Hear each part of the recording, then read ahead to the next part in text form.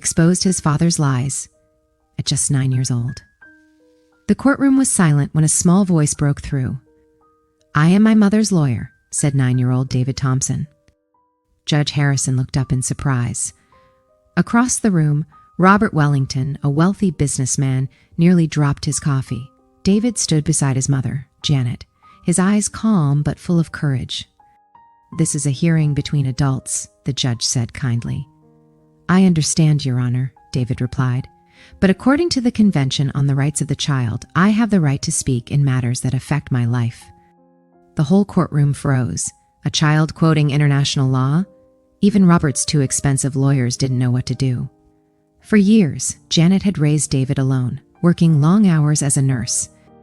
Robert, his father, had appeared only 4 times, each time with gifts and fake smiles.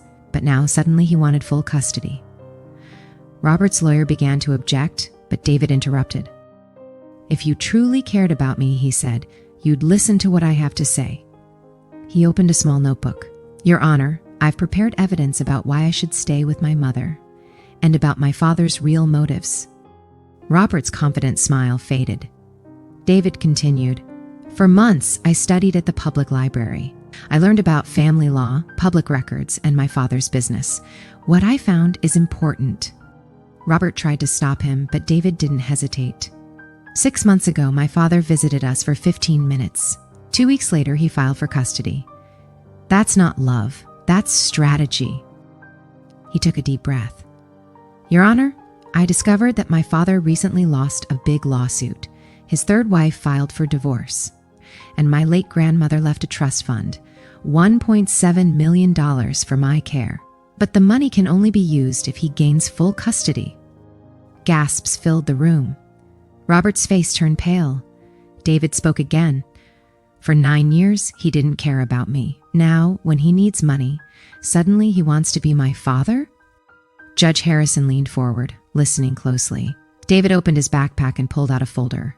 "I also found proof that my father's company cheated small families out of their businesses. He ruined lives for profit." Robert shouted, "That's nonsense!" "All public records, sir," David said calmly. "You can check them yourself." He showed the judge copies of lawsuits, newspaper clippings, and property records, all found at the library with the help of Miss Rodriguez, a kind librarian who had guided him. But David wasn't done. "Your Honor," he said quietly, "I also have a recording from my father's last visit." He placed a small recorder on the table and pressed play. Robert's voice filled the courtroom. "Once I get custody, the boy's going to Riverside Military Academy. It's cheap. I'll control his inheritance.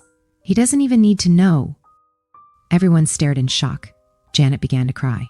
"There's more," David said softly. "On the recording," Robert continued, "the boy is too smart for his own good. It's best to keep him out of the way." "Enough!"